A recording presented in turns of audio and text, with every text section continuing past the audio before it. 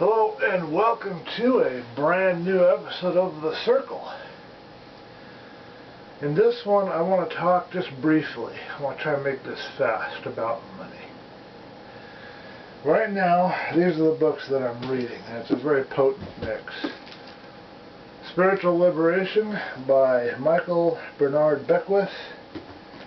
Of course, Pam Grout's E Squared. I had to check that out after Wayne Dyer wrote something funny about it. This is by Neville Goddard. It's called Resurrection. And I have Wayne Dyer, of course. Excuses be gone. So it's a very potent mix of books that I'm reading right now. And it's causing me to have to go through a lot of introspection and changing my mind about certain things. So, about money. I have come from a family where there's a limitation and lack mindset. And I have to live in an environment where this mindset is still prevalent. I have to have, not have to, but I'm trying to have an abundance mindset in the middle of everybody else's opposite point of view, basically. And I've come to the conclusion that my attitude about money needs to be, I feel I always have enough. If you think about that for a moment, I think that that's probably the ideal statement and mindset and programming to have about money. You may never have $1 billion in the bank, but you won't need it. You always have enough. If you want to go and buy out Bill Gates and buy Microsoft, you always have enough. Whatever it is you want to do, you always have enough. You see the point? So maybe you never have large amounts of cash stockpiled somewhere, but you always have enough, whatever you might need or want. So this is what I'm trying to drill into myself. Here's the idea. If you're chasing after money, I used to not directly, but kind of in the back of my mind, I always wanted to have that big bank account. I always wanted to have a lot of money because I wanted the options and freedom that a lot of money, in my mind, would give me. If I wanted to buy a house, I'd have a couple $100 grand, I could plop it down, I could buy a house. That's the way I thought about money, but that's another version of the poverty or limitation and lack mindset. And then having an attitude of more just creates, you just want more and more and more and more, and you never have enough no matter how much you have. So how could you ever be happy in that situation? And then having a mindset of want, which I'm still struggling with, I want money, I want this, I want that, well, you're just going to keep wanting. My friend Josh tells me that, I think he put it, if you want, the universe just gives you more want.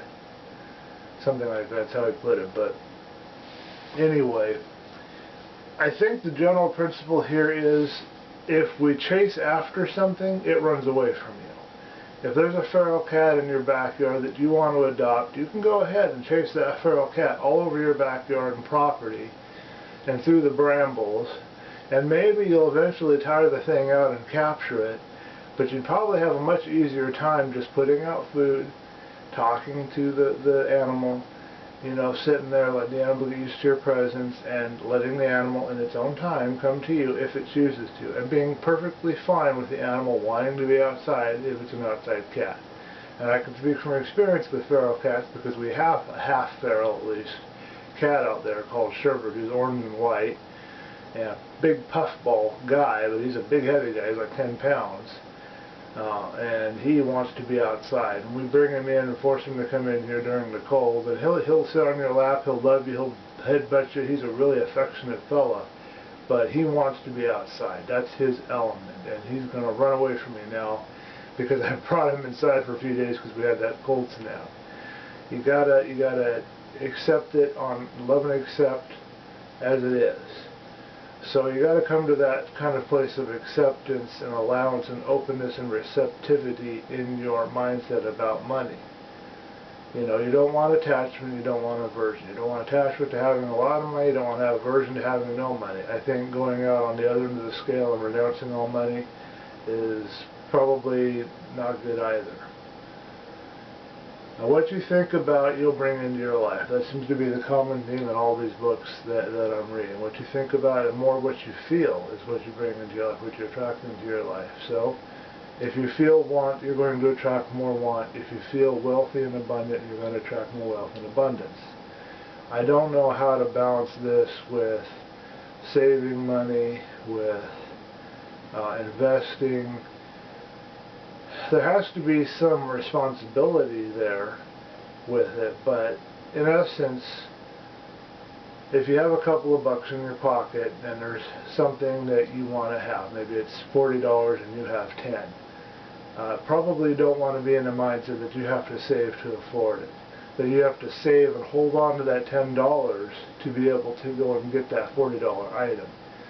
My guess is that it's better to not just outright spend it if you don't have to, but if in the natural flow of your life an opportunity comes to spend that $10, that you don't resist, that you go ahead and spend it. Maybe you buy yourself and a friend lunch or something. You know, be free with your money, and then you become a channel, because as you give out, you receive in. The more you give, the more you receive. And so being free with your money will bring more in, and you can focus on that you want this item. Neville Goddard says that as you go to sleep and you're in a state of reverie where you're really relaxed, you don't want to move just before you drop off to sleep. That's what he calls a state of reverie. You can picture you having this item, feel that you have this item, and you know, you can engage in conversation with the salesperson as you buy the item. And this is supposedly going to attract the item to you. I'm still trying to learn this and how all this works. But I do know that I don't want to have the mindset of my parents about money. And I'm watching what I say and think about it when I have money. And I've noticed that money seems to be coming to me easier now than it used to. I'm not a billionaire by any means. But I have more money coming to me more easily now than I did before. So there must be something to it.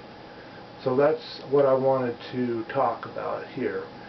Feel free to comment, engage in discussion underneath the video if you have any thoughts or things you want to talk about the subject.